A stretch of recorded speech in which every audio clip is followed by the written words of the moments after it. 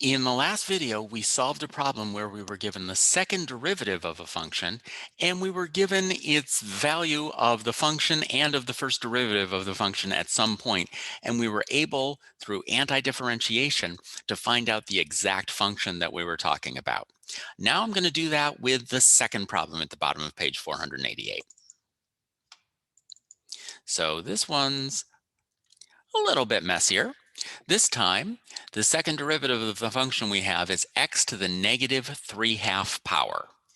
All right, but we're going to find the antiderivative just the same way we've been doing. X to the negative 3/2 power. The first thing we do is we're going to add 1 to the exponent. So negative 3/2 plus 1 is equal to negative 1/2. And then we're going to divide that by the new coefficient. We're going to divide that by negative 1/2. Okay, and in other words, we're going to multiply it by negative 2, right? Is that, again, if you're confused about that, you just need to find the derivative of this and double check to see that it's equal to that. So negative 2 times negative 1/2 would be positive 1, so the coefficient wouldn't be there.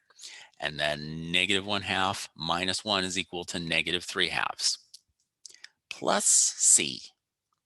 And now we just need to figure out which value of c is true by substituting, since this is the first derivative of f, since it's the antiderivative of the second derivative, we're going to say that 2 is equal to this expression evaluated at 4. So you know what? Maybe we'll make this a little bit cleaner before we do that. We'll say f prime of x is equal to negative 2 over the square root of x plus c. This will make it a little bit easier to do the calculation. All right, so now it'll be much easier to substitute 4 into this. So f prime of 2 is equal to 2. And this, with 4 substituted in, is negative 2 over the square root of x is the square root of 4, which would be 2, plus c. All right, so 2 is equal to negative 2 over 2 is negative 1 plus c. We add 1 to both sides, and we get that c is equal to 3. So f prime of x, we can write it either way. Maybe I'll turn it back into this notation just because we're about to take the antiderivative again, is we'll say negative 2 times x to the negative 1/2 power plus 3. Okay, so once again, we need to take the antiderivative of this.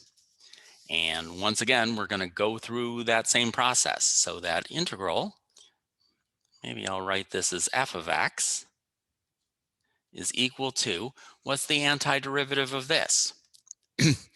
Well, the first thing we do is we add 1 to the exponent. So negative 1/2 plus 1 is equal to positive 1/2. And then we are going to divide the coefficient by the new exponent. So what is negative 2 divided by 1/2?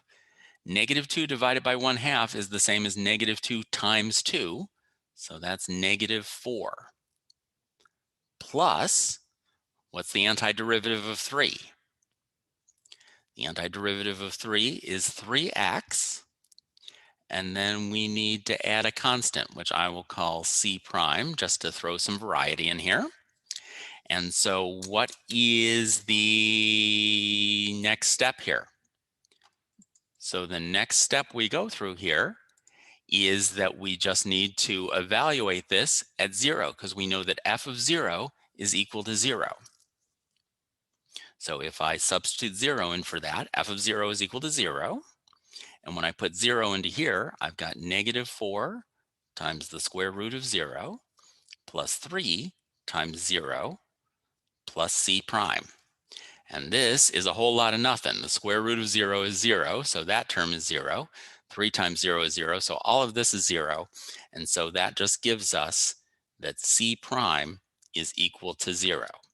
So the final thing that we have is that f of x is equal to, once again, I'll turn this into radical notation. So this is negative 4 times the absolute value, or times the square root of x plus 3x, and then c prime is 0, so I can just leave that out. So here is the function whose value at 0 is equal to 0, whose first derivative evaluated at 4 is equal to 2, and whose second derivative everywhere is equal to x to the negative 3/2 power. Okay, so very often you'll just see problems where they just give you the first derivative of the function and then some, what they call an initial condition or a boundary condition sometimes. So the two problems they gave us here, we needed to do that process twice. So no big deal, we're up for that. But this gives you a sense of how to solve antiderivative equations when they give you that initial value, and you can find out precisely what value of the constant you need to find.